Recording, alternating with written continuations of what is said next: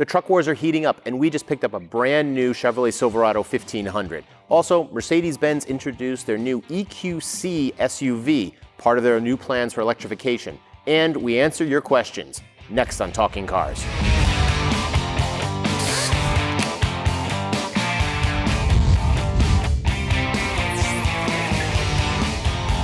Hi everyone and welcome back. I'm John Lincove. I'm Jennifer Stockberger. And I'm Ryan Pizlikowski. And some announcements this week about new electric vehicles. We've also got the new Chevrolet Silverado in our test fleet. Yeah. We'll talk about that with the Ram. And then we have viewer questions. So a lot of stuff.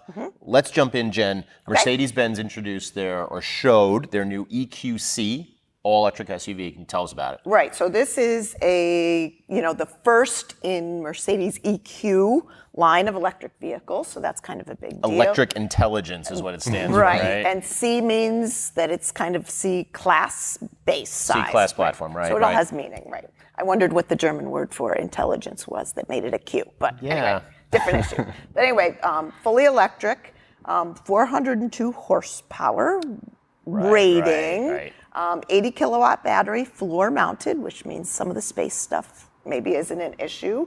2 electric motors for all-wheel drive, right? So you get all-wheel drive. But more so, it's kind of the industry that the big players are beginning to introduce electric vehicle lines. Right, we talked about Volkswagen, Mercedes, so Tesla has the Model X, Jaguar has the, now let me get this right, the I-Pace. The E-Pace is not electric, the I-Pace is the electric, right?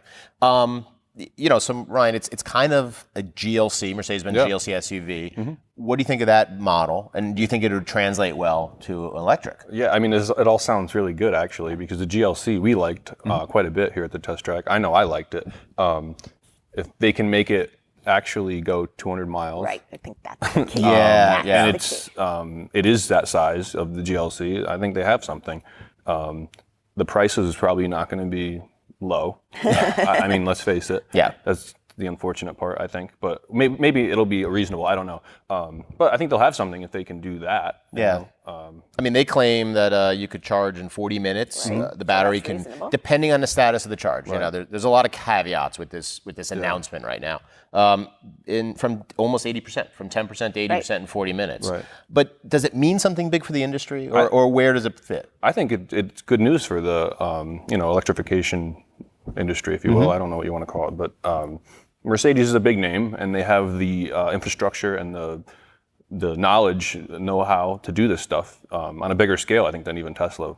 If it works, if they can, figure that out. But you raise a good point, and Jen, Tesla kind of proof of concept in a sense. Mercedes, they're established, like Ryan said. Right. Maybe more. I mean, we joke about German engineering and the rigidness, but that's probably a good thing in this case. That they're going to make the technology work. And they might have work. been all this time sitting back a little bit, watching, learning, figuring. They could. Who knows what they have up their sleeve? They could do something impressive. And I find it interesting. Diesel was their way when it was hybrid and electric. The Germans were like, "Nine, we are going with diesel. Diesel is the way to go." Right. And all of a sudden, this is scandal. This is a big deal that they're accepting the fact that maybe electrification is the way. Exactly.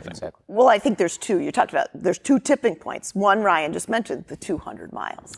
Now electrics are a practical vehicle that you can actually get somewhere without having to charge. And you talked about Tesla, and I think that's kind of a hesitation for others. Tesla did a huge thing in that they not just made the car, they built the infrastructure and the charging stations. Right. We have not seen that from others introducing electric vehicles. Volkswagen has the plan as part of their kind of their penalty, their punishment for the diesel scandal. Right. But we haven't seen it yet, like you said. But I think those 2 need to go hand in hand, that you can get somewhere, charge, and get back. I have a question for both of you. So, is 200 miles or around 200 miles acceptable for both of you, or either of you? And also, would you buy an electric? Big toss-up. Ladies So first. I think 200 miles is the key. 300 would be even better. Sure. More is but better. For me, and again, we're here in rural Connecticut, that infrastructure is not there. So for me, and I think I've mentioned we have a place in Vermont. I'm not going to Vermont and finding a Tesla or any other charging station. They're getting there. We just passed a coffee shop. We were in Vermont over the weekend. 3 charging stations in Newfane, Vermont, new coffee Tesla? shop. I think they were Tesla. Okay. I didn't get close, Yep. but 3 Tesla charging stations in this little rural town in Vermont. So it's coming. What about you, Ryan? No, not yet. I mean, if they start getting up over 200 miles, and there's more to choose from at a lower price, I could see maybe having a second vehicle. Yep. But right now, I forget to charge this thing. It's just. I could not have just one car. I'm a dingbat. I would forget, and it would just be not good. Trust me. Oh shoot! I ran out of charge again. I mean, I think Though I'd be walking. I'd be riding my bike half the time. I swear, I'd forget. you have to keep in the back. Yeah. I mean, where I live, if I worked in the city of Hartford, because I'm outside of that would work. Right. If my employer had charging stations, I mean, we have them here, but it's a different situation. Right. That would work. And family's close enough. But yeah, if a trip to Boston would be one of those tic-tac-toe, connect the dots to charge, and goodness forbid there's weather, traffic jams on I-90, stuff like that. Yeah. It kind of leads into another question that we had from someone about hybridization, electrification of cars. And I want to read it because it refers to the Ram eTorque system. We'll get to that. Recently, I saw a review of the 2019 Ram 1500. Can you explain what eTorque is and how it is or is not beneficial? Is it kind of like a hybrid? Jen, you want to jump on that one? Right, so it is kind of like a hybrid, a mild hybrid. We've used that word, mild hybrid. So in that they are using an electric motor to, one, help the stop-start technology. And I will say, I found it seamless. I wasn't sure it had it. It was so seamless. Right, restart. It stops at traffic lights and restarts. I was like, oh, is it even stopping? And it was. And then the other piece of that is this 48-volt power system, which is, there's so much running electrically now that they're having, this 48-volt platform is going to be necessary to run all these things. I mean, we said it online, we said the 48-volt system provides a short bump in power delivery, regenerative braking. Chrysler estimates this mild hybrid system, so that's what they're calling it, 10% boost in fuel economy. So we have it in testing. Yeah, it's a unique system. I mean, it's kind of it's a giant alternator battery system, and it acts as an alternator when you're cruising along, but it gives you a little boost. On the V8 model, it gives you 130 foot-pounds of torque. Right, instant. Taking off. Yeah. And that's a big deal. You use a lot of fuel just getting the vehicle moving a lot of time. Yeah. And any little bit helps. So it's unique. Well, we're putting the Ram through testing, and we'll have fuel economy numbers coming up. Right. But it perfectly leads into a huge competitor in the giant pickup truck market, the new Chevrolet Silverado. And it's 48,380. The Ram that we're testing, 50,820. We all drove it. We all have been putting some miles on it. Both of you tow. So, Jen, let's go first. How it performs the tow vehicle. Right. So I think the powertrain's very good. I think it'll be great. It is a bit more trucky riding. So in towing or when it has stuff in the bed, I think it will ride better when you can settle down that rear end a little bit. And personally, it's a little more bare bones interior. Yeah. But I think, again, you're talking to someone who uses a truck for a truck. We have hay and grain and shavings every single week in the back of our truck. And I think sometimes when you're covered, covered in horsehair, you don't necessarily want that plush of an interior. Whatever you know you're what doing. I mean? I want it to be cleanable. So I actually kind of liked the more sparse, is that the right word? Spartan. Interior. Again, it's a $50,000 truck, but I kind of liked that it was more on kind of the functional side. Ryan, boat towing or? Yeah, no, so I agree with Jen. It's firm. It rides like a truck, but it was designed to carry loads and whatnot. I actually had weight in both of these trucks. The Ram and none of this is scientific or this is objective data. This is subjective. Like the Ram, I had probably 400 pounds in the back of the Ram, and it sat down a little bit. I was surprised. Okay. But it also rides really nice without weight in it. Well, it has coil springs in it versus a Leaf, so it has a better ride overall, unladen. Exactly. I had probably a little less weight than that in the Silverado, and it settled the truck down. I mean, I think it even shifted a little better. So the Ram was more like this in the settling, yeah. and the Silverado didn't didn't bounce. squat, but it rode nicer because it had some weight in the bed. But it's designed that way. I think it's going to be maybe a little more of a rugged work truck than the Ram, but depends on what you're looking for, you know. Well, and that's a key question, because what are people looking for? Because you know, in my town, Right. a lot of in Johnstown, a lot of people buy really loaded trucks. Right. And you never see them towing. You never see them carrying a load. The biggest load they carry is, you know, the family coming back from maybe Costco or, you know, some kind of big box store. You know, and there's $60,000, $70,000 trucks. Right. And the ride can't be, you look great, but the ride can't be that enjoyable. They're almost like, well, you said. Well, depending on the truck. Right. So in a Ram, it probably is very enjoyable. Sure, You go back, do you remember back we used to do, in our ride comfort, a full load ride. We actually loaded up the bed and then judged the ride based on a full, full bed. What we found is people, to your point, people aren't using them like that, so we don't even do that test. They're like an anymore. SUV without a cover.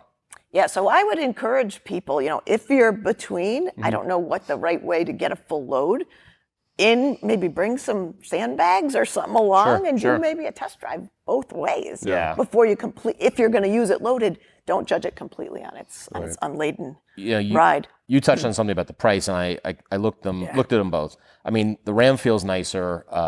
It has more features really than for not much more money. I mean, we're looking at maybe $2,200 in our test vehicles. It has XM. It has a larger screen with Uconnect, which is the GM one's good. Yep. Uconnect's better. It is better. It has power folding mirrors and a power sliding rear window. Now the GM truck has a huge rear window that makes it easy to see out, but that venting is nice. And parking sensors front and rear, which helps with the truck because the front end. You cannot see over it. The key thing, I mean, again, let's just make a round number: $50,000. I know. Neither of them has advanced safety gear. Right. The Ram has a little bit of a parking assist for the back. Yep. It'll stop if it thinks it's going to hit something. But no automatic emergency braking, no forward collision warning, not even blind spot. And again, you got some big blind spots in trucks. Yep. Yeah. Yep. That's a disappointment to me. That's something that I thought was interesting is the Silverado's, at least the 1500 has always been a lower truck. This truck's tall. Yeah. It's was going, a I think, climb. after, Ford's always has these big brawny grills and it's tall. The Ram actually seems lower and the Silverado went up. And I needed the handle. the hood, I noticed it's big, Yeah. and it's a little bit to look around. The steering is still better. I think this has the best steering out of the three trucks, F-150 included. I don't care for the steering in that or the Ram, but it's a big truck, either way. I was just going to say, I'm also looking for stuff that makes shorter stature, women buying trucks, which again, we've talked about, there's a lot of horsewomen. That's in the Silverado, that step in the bumper that lets you get in the bed. True. Yeah. The assisted gates, the Silverado had a power lift gate. Most It'll of them drop. are easier now. Grab handles to get in, all of them had that. Adjustable pedals. Silverado did not have the adjustable pedals. Another one, right? Ram does, F-150 does. Yeah. So things like that make it easier for someone who's a little shorter. Right. It's an important truck for GM in the sense of they compete with Ford for the best-selling vehicle in America each year. Not truck, vehicle. Vehicle, right. No not just truck. Small volume. Right. And secondly, it is going to be the platform basis for their SUVs. So the Chevrolet Suburban, the Chevrolet Tahoe, the GMC Yukon, the GMC Yukon XL, the big ones. And the last generation, they didn't launch Silverado well, according to the Consumer Reports annual auto survey reliability data from our members. And those trucks also had problems. They also had reliability. Yep. So we'll see, getting them through testing in the next couple weeks. We're going to move to questions right now because we've got a lot of great ones. We had that one about eTorque, but we've got We threw the eTorque in up there. Right. So the first one, we have a video question about all-weather tires. Take it away. Hey, Talking Cars. So, I've been thinking of getting some snow tires for my new Ridgeline, but I really don't want to change the tires over every 6 months. I saw your reviews on some all-weather tires from Toyo, Celsius CUV, Goodyear Weather Readies, and some Nokian WRG3s or G4s that are new, I guess. I'm in the same state as you guys, and I don't need to go to work when it's extremely bad, but I do need to be able to drive when it is snowing. Are these new all-weather tires decent enough, especially in something like a Ridgeline? It's pretty heavy. I'm leaning towards the Weather Readies, but I also kind of like the Toyo Celsius CUV. Thank you. Have a great day. Okay, a really good question, and something we hear from people a lot about type of tire for the transitional weather. Ryan, our black donut expert. Right. What should this gentleman do? So it's a great question because it's actually this is the exact situation why these tires were designed for, or what they were designed for. People that do encounter snow but don't want to be hassled with the tire changeover. Actually, we just got done testing our last all-season program and of car tires, and there's actually 5 all-weather models that we tested in the performance all-season group, and they actually there's a good spread. I mean, we have a couple at the top, middle, and then closer to the bottom, and they're a great. I think they're a great compromise. They are still a compromise. All tires are always a compromise. In what way are they a compromise? Well, you can't have a tire that is amazing in snow and then is amazing on wet roads. Okay. There is one skew more towards snow. Right. Yeah. But give up maybe something else. So I mean, I'd definitely recommend an all-weather tire. Take a look at our ratings. We just came out with a new. All new ratings, and there's 5 different models in there. If that doesn't work, if you can't maybe find something that fits your there, the next best thing is really a set of snow tires on wheels ready to go, and you can go to a local tire place and they'll mount them for you, maybe even store your other tires so you don't have to deal with that. I know sometimes storage is an issue. Can you give us a rundown just on the brands that are making them, and also are there any worries that he may have? Because I think they're kind of limited. It's interesting. You can look at these tires and they all look radically different.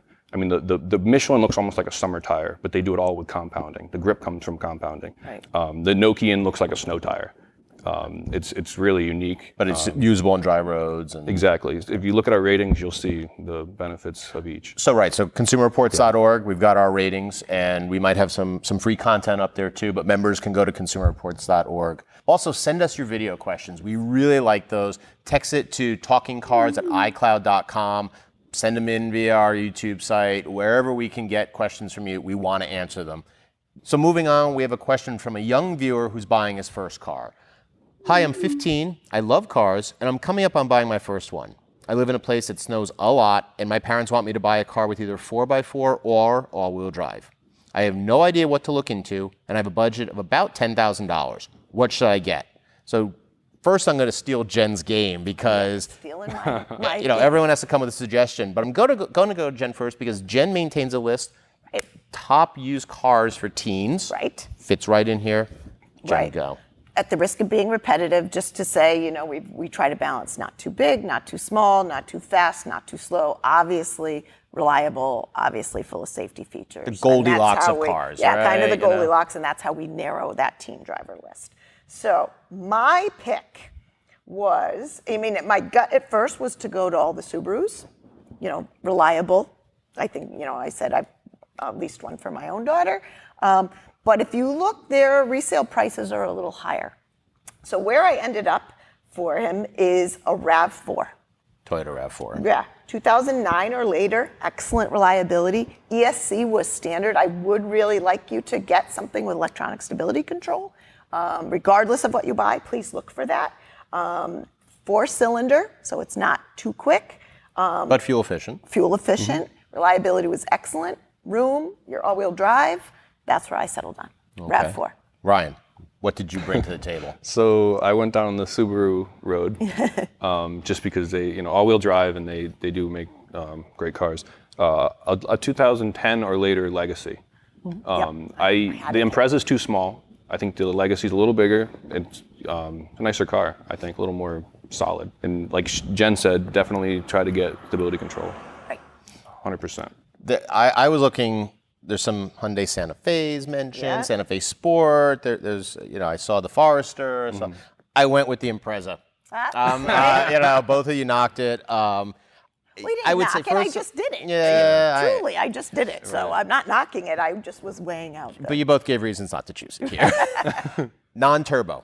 key. Right. No WRX, no WRX, okay? And you look at the price range, you can see these 22,000, that's the WRX. Right. Exactly. And summer tires or super ultra high performance all seasons, not going to give you snow grip. You can look 2010 to 12. Yep. It's the lower end of it. You might get some high mileage. Yep. Also, it's pretty good reliability and owner satisfaction data from our annual auto survey of CR members. So I think all great options. Right. You want to know the other one I threw in there?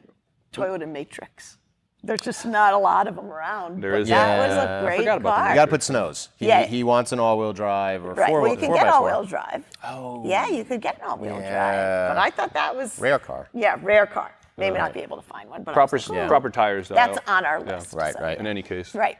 Okay, so we have one more. We have an electric vehicle hybrid question from a viewer in the Dominican Republic. Yeah. Hello from the Dominican Republic. Yeah, I love our international audience. It's. I think it's first one from the island. And our versus Canada. youthful. Yes. We have a lot of questions from youngsters. Right. I like that. That's good. Well, they're texting. They're doing the texting. That's Right. good. That's good. So let's start. Hello from the Dominican Republic. I spend over an hour in traffic every day, burning fuel and traveling 5 to 8 miles at most. Sounds like he lives in San Francisco instead. On weekends, I take the family to the mountains, which is a 200-mile round trip. I know hybrids and EVs are different animals, but which one would perform better in stop-and-go traffic driving environment? What do you think? We already talked about that. Right. So I think in his case, a hybrid is the perfect one. EVs would work for his commute, but may not work for the travel into the mountains. Exactly what we said 5 minutes ago, that he's not going to find the charger in the mountains. Right. So to me, perfect person for a hybrid. And stop and go is actually where hybrids excel. Right. You think of long commuter miles on the highway, that's actually not where they get their most benefit. It's in that stop and go, in the city, perfect car. So I would say absolutely go with hybrid. Then you have the option, and when you're on your weekend to the mountains, that you have the backup. You don't need to worry about charging. I thought Toyota Prius or a Prius V. The V's a little bigger. You go into the mountains, you can carry some extra stuff. One thing I was thinking about the charging infrastructure. What do we see here in the States? Right. Well, we were just talking about how there's in Connecticut we don't have that many. I mean, there are chargers, but maybe in this area there isn't, and that's deters me from wanting an electric car. I don't know what it is down there. I can't imagine it's better than here. Yeah. In terms of frequency of chargers, but. So that's one of the things I looked online. It seems like there's only one or two chargers. Maybe there's only one or two public chargers in the Dominican Republic. You can't have one at home, but yeah. Right. But still, and then we go to the mileage of an EV or the range. You're going to maybe get 200 at best. Right. And that's a Bolt or a Tesla Model 3. If you buy a Leaf, that's way low. Right. Yeah. Batteries don't like heat. You're going to be using the AC a lot. That range is going to be lower. Any suggestions for him? Yeah, the only thing I added, and you're right, Prius V would be great with something maybe slightly larger if they're camping or going on a mountain. I said Highlander hybrid or RAV4 hybrid. Sure. So keeping in that Toyota vein, but yeah. But what about people who maybe aren't living there but want an EV? There is some news about them actually. Right. So we just published an article. It's an industry thing, but right now, if somebody's looking to get into the electric vehicle market, there is a glut, we actually use that word, of used EVs in the used car market to be had for super reasonable. We're talking about a third of what their MSRP was. Right. $10,000 you can get into a Leaf or something like that, albeit not 200 miles range. Right. But if you wanted to pick up a second vehicle as a commuter vehicle, Sure. now is the time. We even said, what a great way to get new safety features in a $10,000 car. We talked about this young driver. It's hard to get ESC yet for under $10,000. You really got to look. But a brand new car, $10,000, great teen vehicle. Just great off way lease to get, or something. Great way to try it. Great way to get a second car. Yeah, and if you live in that kind of situation I was talking about, you have a commute 20 to 40 miles, or you can charge. That really works out. Yeah. If you have the parking and a charger at home, would be awesome time. Yep. Well, that article and more about EVs and hybrids is free on consumerreports.org, and members can get our ratings on EVs and hybrids. That's going to do it for this episode. So remember to check the show notes. Also, send us those video and text questions to TalkingCars@iCloud.com. We really want them, potentially for another all-question episode down the road. Thanks for watching, and we'll see you next time.